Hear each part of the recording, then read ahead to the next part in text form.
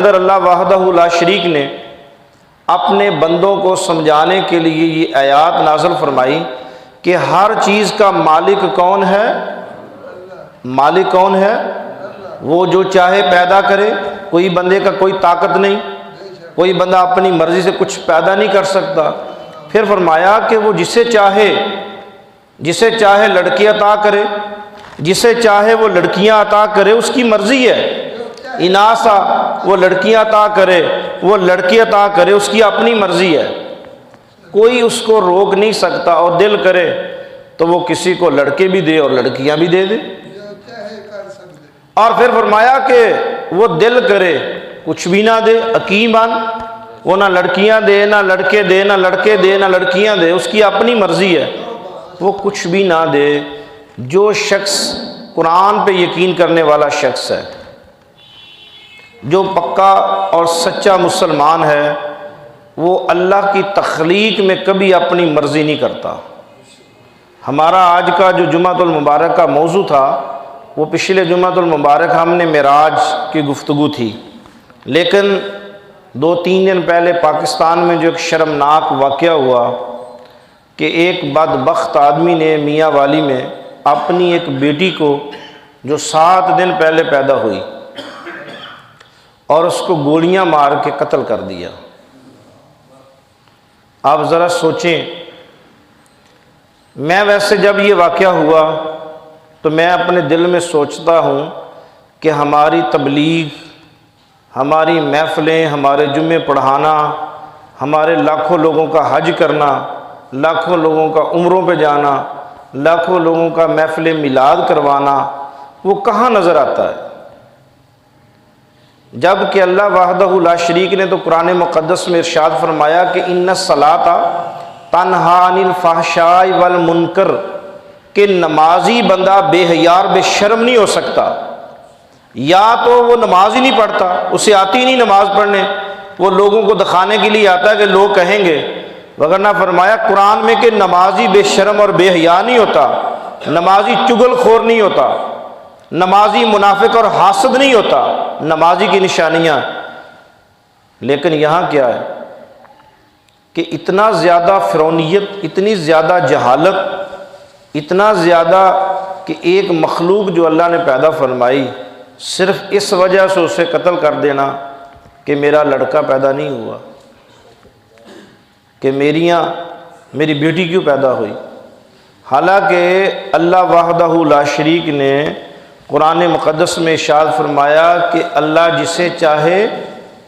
لڑکیاں دے، اناسا، جسے چاہے یہب لمن یشاء، یہب کہتے عطا کرنا، پہلے لڑکیوں کا حکم آیا، جسے چاہے اللہ بیٹیاں دے اور جسے چاہے اللہ ذکور دے، اور یزوجہم، اور اللہ دونوں دے دے، لڑکے بھی دے دے لڑکیاں بھی دے دے۔ پھر فرمایا کہ اللہ کی مرضی ہے اللہ کچھ بھی نہ دے، یہ بھی تو اللہ کی مرضی ہے۔ اب لڑکے لڑکیاں دونوں ہوں نہ ہوں، جو شخص اس پہ شکر کرے گا تو اللہ وحدہ لا شریک نے فرمایا کہ ان اللہ مع الصابرین، قیامت کے دن ان لوگوں کو میں اپنا دوست بناؤں گا۔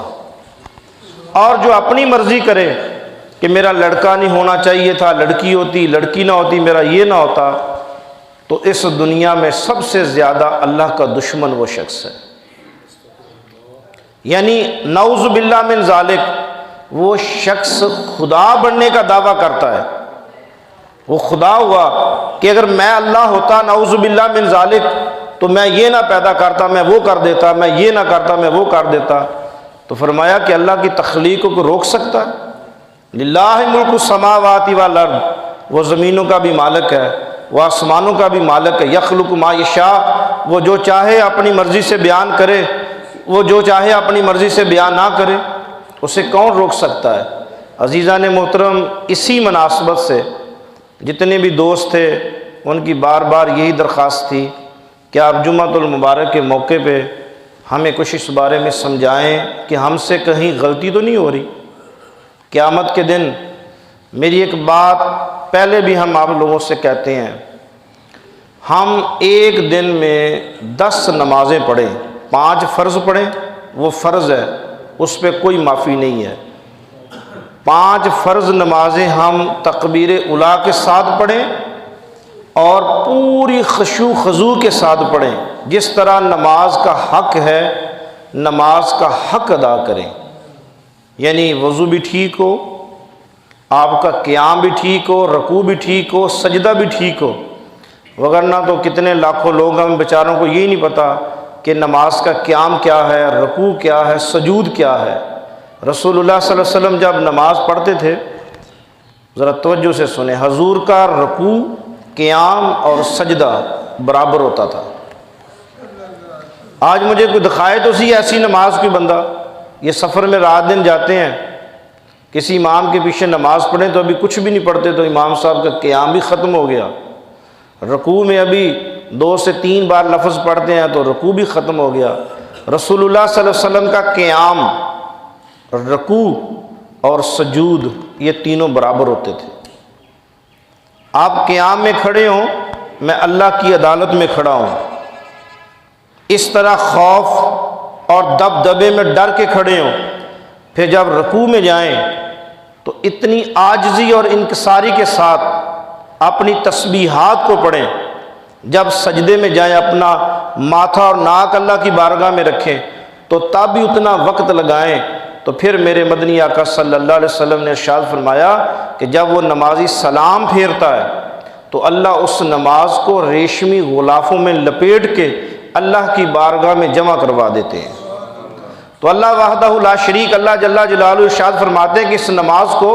سنبھال کے رکھ لو، کل قبر میں یہ نماز اس بندے کے کام آئے گی۔ دیکھیں نماز ہم پڑھیں اپنی مرضی سے، وہ فرض ہے، وہ پڑھنی پڑے گی، ساتھ تہجد بھی پڑھیں، اشراق بھی پڑھیں، چاشت بھی پڑھیں، اوابین بھی پڑھیں، سب نمازیں پڑھیں۔ اگر میری اور آپ کی زندگی میں ہم نے اپنے رشتوں کو نہ پہچانا،